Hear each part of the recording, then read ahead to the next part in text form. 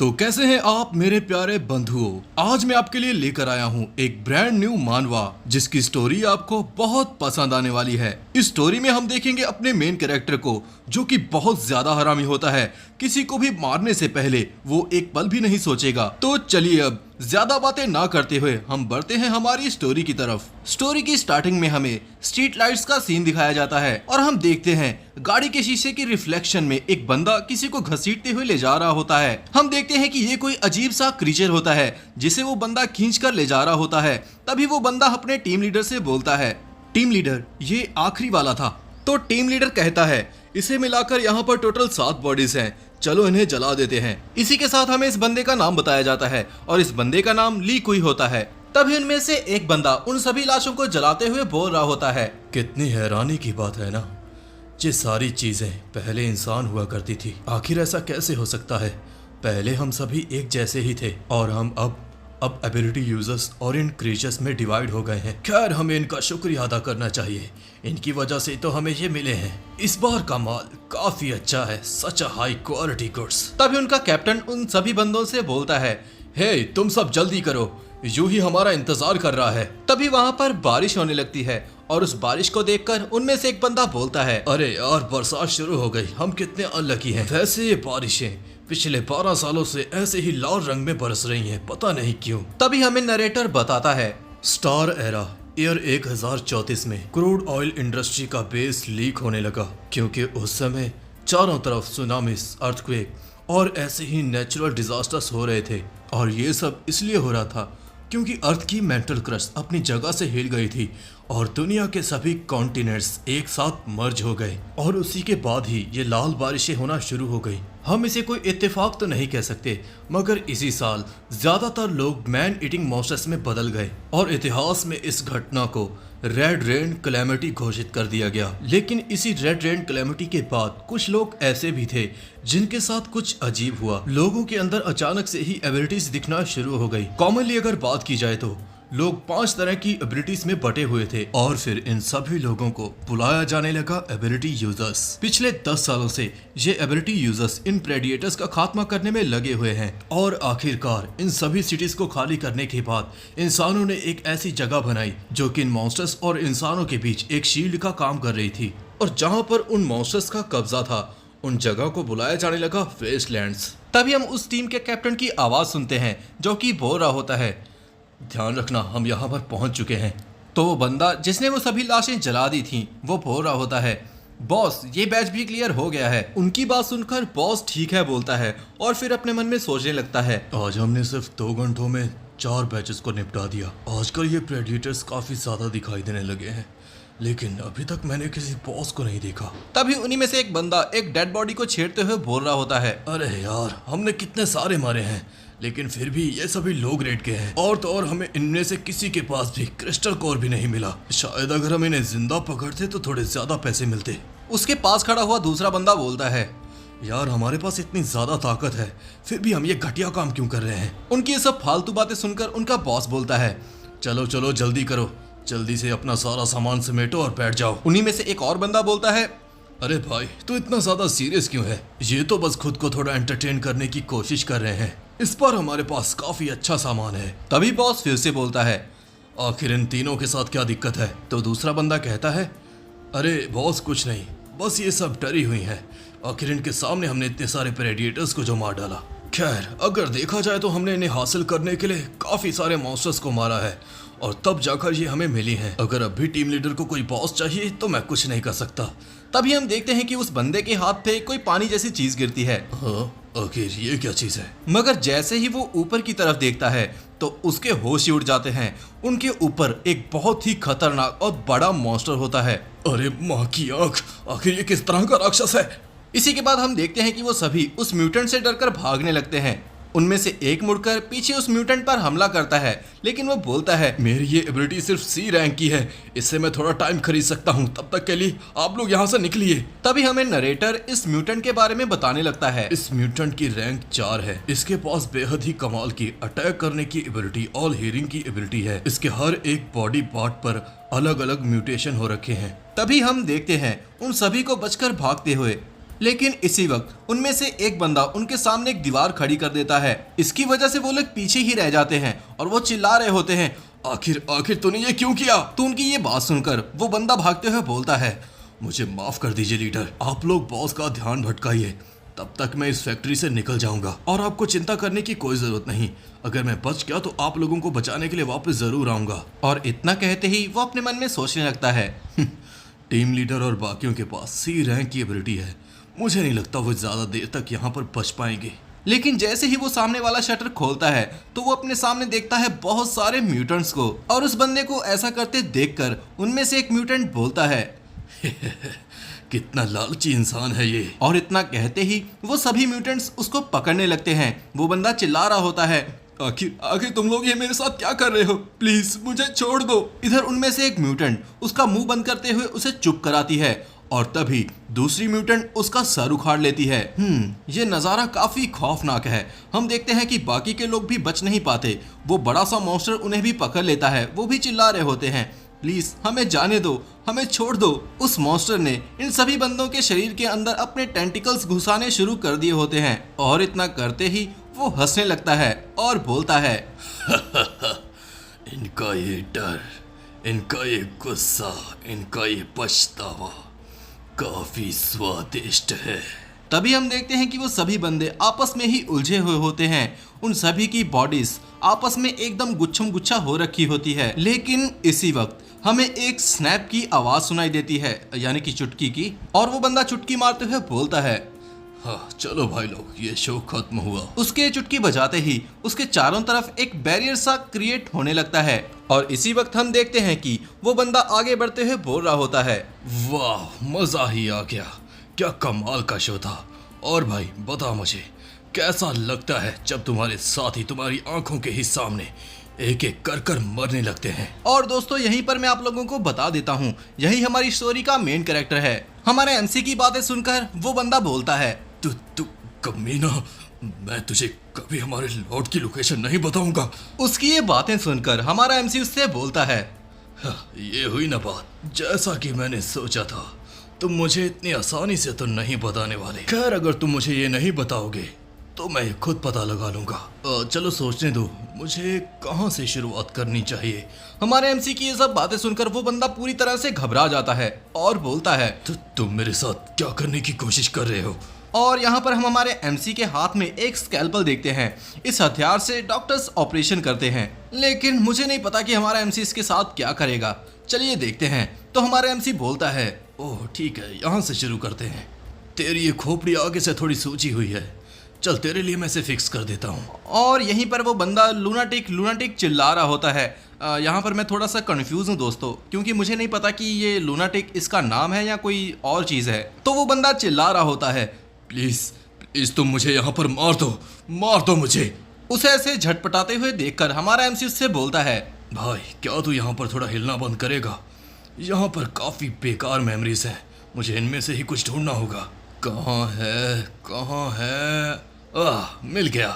इसी के साथ हमारे एमसी की एबिलिटी उसकी मेमोरीज को रिट्रीव कर लेती है। तो उसको हमारा एमसी जाते हुए बोलता है, कंट्री क्रोइड ऑयल इंडस्ट्री बेस, चलो मुझे मेरे काम की जानकारी मिल गई। यहीं पर सीन शिफ्ट होता है और हम देखते हैं एक बड़ी सी बिल्डिंग को, और यहाँ पर हमारा एमसी पता नहीं क्या कर रहा होता है। उसके पास एक कुल्हाड़ी होती है और साइड में उसके कोई गाना बज रहा होता है। हम देखते हैं हमारे एमसी को, जो कि उस कुल्हाड़ी से पता नहीं क्या चीज उसको काट रहा होता है। वो उसके अंदर पता नहीं क्या क्या चीजें कर रहा होता है। उस बॉल के अंदर वो कुल्हाड़ी चला रहा होता है, उसके अंदर वो ड्रिल मशीन चला रहा होता है, ऊपर से उसने ऑपरेशन करने वाला एक लाइट लैम्प भी लगा रखा होता है। और ये करते करते वो बोलता है, जी यूजुन, तुम्हें थोड़ा और इंतजार करना होगा, यहाँ पर स्वाद का भंडार है, तुम्हें थोड़ा और इंतजार करना चाहिए।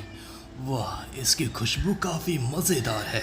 और फिर कुछ देर बाद हम देखते हैं उसके सामने एक खाने की प्लेट होती है, जिसे देखकर वो बोलता है, वाह एक शानदार खाना। और ये खाना खाते खाते वो अपने मन में सोच रहा होता है, जो बचेगा मैं उसे फ्रिज में रख दूंगा, बाद में मेरे काम आएंगे। आखिरकार इतने फ्रेश टमाटोस बड़ी मुश्किल से जो मिलते हैं। वैसे तो मैं यहाँ खुद से ही बातें कर रहा हूँ, मगर ये टमाटो की रेसिपी ये मुझे इसने दी थी। यहीं पर हमें उस पिक्चर को दिखाया जाता है जो कि स्टार एरा ईयर 1032 से एंजल ऑर्फनेज की होती है। यहीं पर हमारे एमसी का हमें थोड़ा पास्ट का सीन दिखाया जाता है जहां पर हमें नरेटर बताता है जी फैमिली में यही एक आखिरी बच्चा है जो कि जिंदा बचा था। हम देखते हैं कि उसके पास आते हुए एक बंदा उससे बोलता है, तुम तो काफी बहादुर बच्चे हो, चलो मेरे साथ चलो। उसे देखकर हमारा एमसी बोलता है, मैंने यहाँ पर सभी को मार डाला, यहाँ पर कुछ गलत तो नहीं है ना? तभी वो बंदा बोलता है, आखिर तुम गलत कैसे हो सकते हो मेरे बच्चे, तुमने बिल्कुल सही किया। उसकी ये बात सुनकर हमारा एमसी खुश होते हुए बोलता है, सच में आप कितने अच्छे हैं, चलिए मैं आपके साथ चलूंगा। हमारे एमसी की बात सुनकर वो बंदा बोलता है, हाँ क्यों नहीं, आखिरकार तुम मेरा सबसे बेशकीमती आर्ट जो बनने वाले हो। हमें दिखाया जाता है कि हमारे एमसी के ऊपर पास्ट में काफी सारे एक्सपेरिमेंट्स हुए थे और हमारा एमसी चिल्ला रहा होता है, ये दर्द कर रहा है, ये दर्द कर रहा है, ये दुख रहा है। लेकिन यहाँ पर किसी को भी उसकी कोई फिक्र नहीं होती, उन्हें तो बस इससे रिजल्ट चाहिए होता है। उसको बिजली का झटका देते हुए एक बंदा बोल रहा होता है, मैं वोल्टेज को 20 गुना बढ़ा रहा हूँ। सीन शिफ्ट होता है और हमें प्रेजेंट का सीन दिखाया जाता है जहां पर हमारे एमसी ने अपना खाना फिनिश कर लिया होता है और खाना खाते खाते हमारे एमसी को उसकी पास्ट की सभी बातें याद आ रही होती हैं कि कैसे उसने उस ऑर्फनेज को पूरी तरह से तबाह कर दिया था और वो वहां से बचकर निकलने में कामयाब हो गया था। ये सब याद कर उसे काफी गुस्सा आ जाता है और अपने हाथ में पकड़ा हुआ कांटा उसे वो फेंक देता है और हमारा एमसी गुस्से में बोलता है, हाँ, कितना समय हो गया ना, फाइनली हमारे दोबारा मिलने का वक्त हो गया है my dear president. Scene shift होता है और हमें यनलान सिटी का सीन दिखाया जाता है। यहाँ पर हम एक बड़ी सी बिल्डिंग को देखते हैं जहाँ पर सभी एबिलिटी यूजर्स इकट्ठा होते हैं। यही एक लौती जगह है जहाँ पर नॉर्मल लोगों को जॉब्स मिलती हैं, सप्लाईज मिलती हैं, बच्चों को पढ़ाया जाता है यहाँ पर। इसी वक्त हम देखते हैं हमारे एमसी को, जिसको कि एक लड़की बोल रही होती है, ब्रदर दाऊ जी, ये मैं आपके लिए आपका शुक्रिया अदा करने के लिए लेकर आई हूँ, आपने पिछले हफ्ते मेरी मॉम की काफी मदद की थी। इसी वक्त हमारा एमसी उस बच्ची से बोलता है, इसे तुम ही रख लो, मैंने अपना ब्रेकफास्ट सुबह कर लिया था। तो वो बच्ची जिद करते हुए बोलती है, नहीं, मैंने ये आपके लिए बहुत मेहनत कर बनाया है, मैं काम भी कर रही हूँ, जल्द ही आपने जो दवाइयाँ दी थी मैं उनका बिल चुका दूंगी। तो उस बच्ची की ऐसी बातें सुनकर हमारा एमसी, मतलब कि जाऊ जी, इसका नाम जाऊ जी है याद रखना, वो उस राइस बॉल को उस लड़की से ले लेता है और लेकर खाने लग जाता है और बोलता है, ये तो काफी स्वाद है। तो जाऊ जी की ये बात सुनकर वो बच्ची काफी खुश होती है और बोलती है, शुक्रिया आपका, मुझे खुशी हुई कि आपको ये पसंद आया। और उसके कुछ ही समय बाद वो लड़की वहां से चली जाती है और हमारा एमसी भी उसको बाय करता है। इसी वक्त हम देखते हैं एक बंदे को जो कि हमारे एमसी का पीछा कर रहा होता है और वो अपने हेडफोन में किसी को बता रहा होता है, टारगेट ने अभी तक कुछ भी अजीब नहीं किया, अभी वो बस स्टैंड की तरफ जा रहा है, क्या मैं उसका पीछा करना जारी रखूं? और इतना कहते ही वो बंदा हमारे एमसी के पीछे पीछे उस बस में चढ़ जाता है। लेकिन वो यहाँ पर कुछ देखकर हैरान हो जाता है। वो देखता है कि हमारा एमसी तो उस बस में होता ही नहीं। वो जाऊ जी को काफी ढूंढता है लेकिन उसे जाऊ जी कहीं पर भी नहीं मिलता।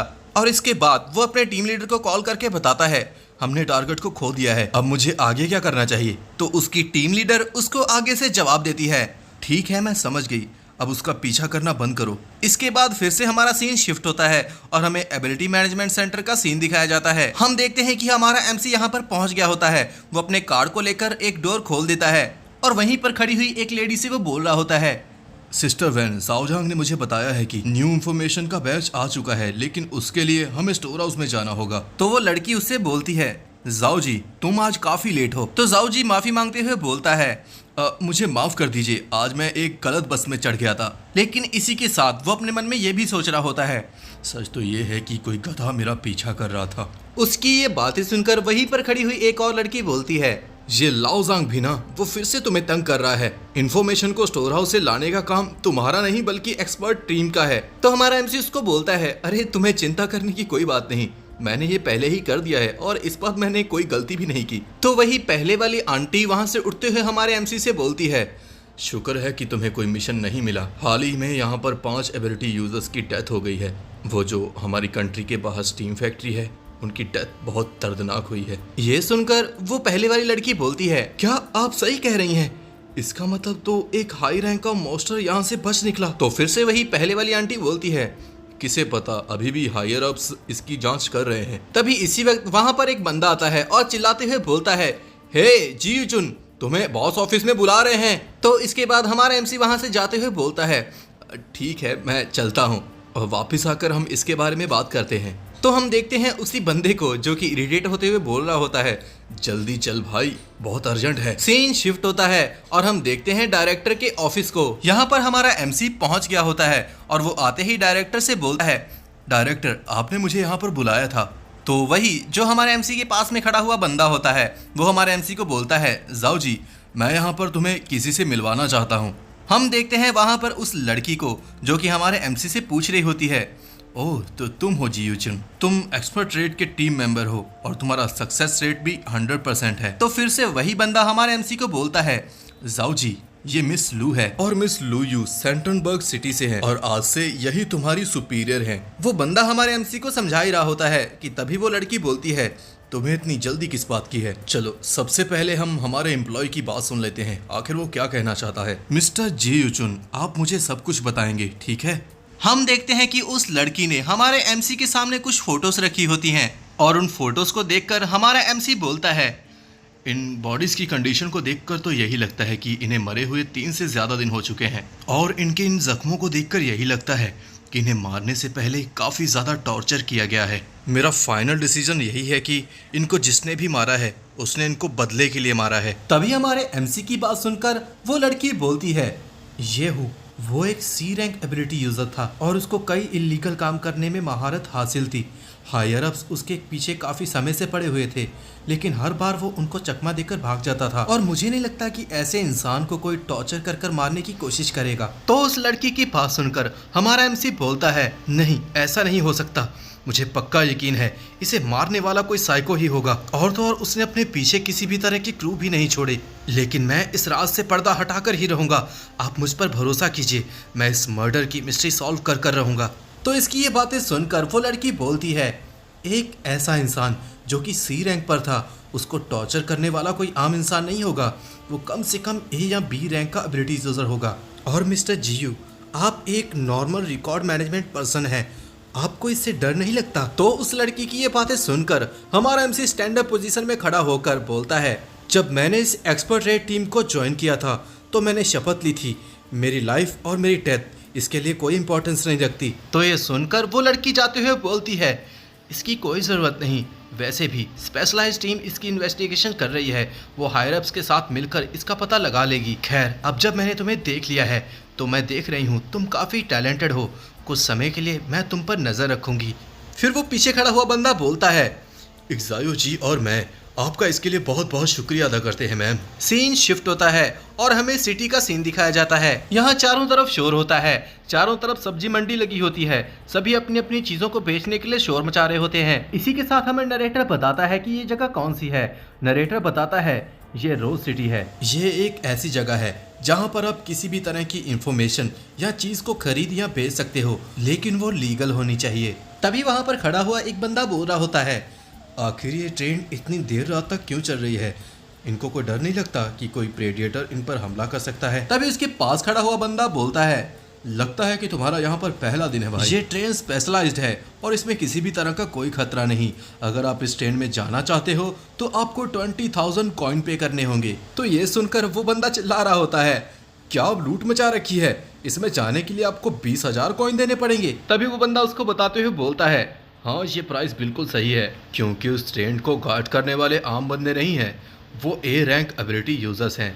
सीन शिफ्ट होता है और हम देखते हैं हमारे एमसी को जो कि कहीं पर खड़ा होता है और उसके हाथ में उसका वही स्कैल्पल होता है, उसको यूज कर कर वो एक दरवाज़ा खोलता है और हम देखते हैं कि उसके सामने एक लेडी होती है जो कि व्हीलचेयर को लेकर जा रही होती है। लेकिन तभी हम देखते हैं उस लेडी के शरीर में अजीब से बदलाव होने लगते हैं और वो मुड़कर हमारे एमसी के ऊपर हमला करने की कोशिश करती है, लेकिन हम देखते हैं कि हमारा एमसी उस पर एक ही हमला कर कर उसको वहीं पर ठिकाने लगा देता है। लेकिन वो लड़की मरते हुए बोल रही होती है, देरी के लिए हमें माफ करना। और ये सुनकर हमारा एमसी बोलता है, इनका ब्लैक रोज में स्वागत करने का तरीका थोड़ा अजीब है। तभी हम देखते हैं कि उस लड़की का वो कटा हुआ सर ही बोल रहा होता है, identification successful, honourable guest, host आपको इनवाइट कर रहे हैं, होस्ट आपको इनवाइट कर रहे हैं। और इतने कहते ही हमारा एमसी उसके सर को अपने पैर से ही कुचल देता है और उसकी बोटी बोटी दूर बिखर जाती है।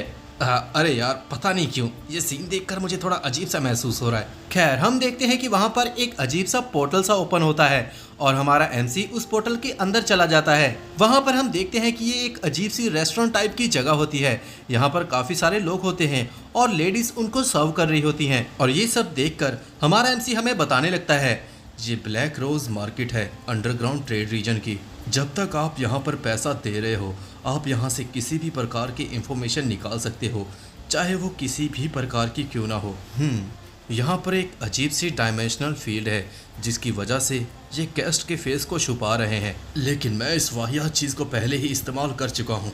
और इसके साथ ही हमारा एमसी वहाँ पर एक टेबल पर बैठ जाता है और वहाँ पर बैठकर कुछ करने लगता है। तभी वो सिस्टम में कुछ सर्च करते हुए सोच रहा होता है, यार यहाँ पर तो जगह सर्च करने की कॉस्ट ही 200,000 कॉइन है। ये एक हाई रैंक एबिलिटी यूजर्स की 1 साल की कमाई के बराबर है। तभी हमारे एमसी के पास एक लड़की आते हुए बोलती है, सर ये रहा आपका मील, प्लीज इंजॉय कीजिए।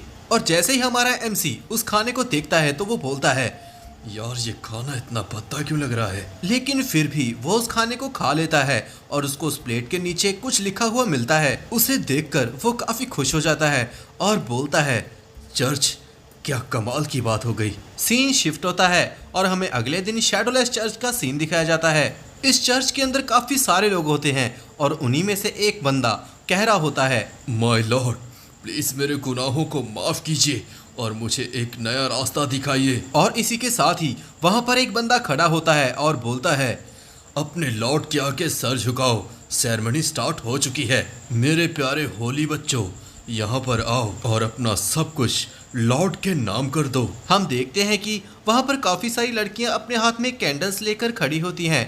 तभी उन सभी के चारों ओर एक धागे टाइप चीज लिपट जाती है और वो सभी लोग अभी भी प्रे कर रहे होते हैं। मुझे लगता है कि यहाँ पर ये लोग इन लड़कियों की बलि चढ़ाने वाले हैं। खैर, हम देखते हैं उन लड़कियों को जो कि हंसते हुए बोल रही होती हैं, हमारे लिए कितनी खुशी की बात है ना, हम लॉर्ड के द्वारा चुन ली गई हैं। तभी वो सामने खड़ा हुआ फादर बोलता है, मेरे बच्चों जल्दी करो और अपने आप को गॉड के हवाले कर दो। अगर आप ऐसा करते हैं तो मैं यकीन दिलाता हूँ भगवान आपको हमेशा याद रखेंगे। इसके बाद हम देखते हैं कि वो सभी लड़कियां एक तरह के लिक्विड के अंदर गिर जाती हैं, लेकिन वो सभी काफी खुश होती हैं। लेकिन हम देखते हैं कि वो सभी लड़कियां एक एक कर उस पानी में डूबने लगती हैं और वो सभी बंदे पीछे खड़े हुए चिल्ला रहे होते हैं, लॉर्ड ने हमारा चढ़ावा स्वीकार कर लिया। तभी वहां पर खड़ा हुआ वही बंदा जिसको कि हम फादर कह रहे हैं, वो बोलता है, होली वर्जन्स ने गॉड को अपना प्रदान दे दिया है, अब हमें आगे चलकर किसी भी प्रकार से सफर नहीं करना पड़ेगा। इधर हम देखते हैं उन्हीं लड़कियों को जो कि उसी पानी के अंदर डूबकर मर रही होती हैं और उन्हें देखकर वो सभी बंदे चिल्ला रहे होते हैं, ये तो कमाल हो गया, गॉड हमारे ऊपर नजर रख रहे हैं, ये तो कमाल ही हो गया।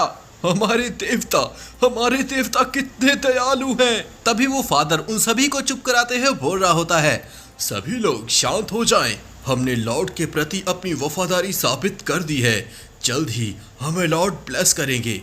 जल्दी करो और जो जो आपके हाथ में है उसको पी जाओ और बन जाओ लॉर्ड के मोस्ट लॉयल सर्वेंट्स में से एक। वो सभी बंदे ये सोचकर काफी खुश हो रहे होते हैं, लेकिन उनके पीछे ही वो सभी लड़कियां तड़प तड़प कर मर रही होती हैं। वो बंदे चिल्ला रहे होते हैं, लॉर्ड मैं आपके प्रति वफादार हूँ, मैं अपनी बेटी और अपनी वाइफ को आपके नाम कर दूंगा। मेरे लॉर्ड प्लीज मुझे ब्लेस कीजिए, मेरा सब कुछ ले लीजिए। बहन के टके, ये लोग यहाँ पर लॉर्ड को खुश करने के लिए बलि चढ़ा रहे हैं, वो भी मासूम लड़कियों की। खैर छोड़ो, है तो एक मानवा ही।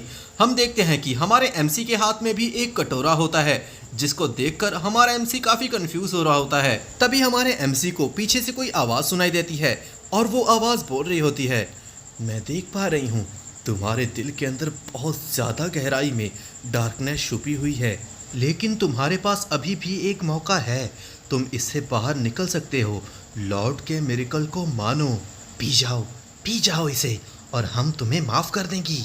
जल्दी करो और देखो एक नई दुनिया, बिना दर्द के, बिना तकलीफ़ों के। उन सब की बातें सुनकर हमारा एमसी बोलता है, क्या तुमने नई दुनिया कहा?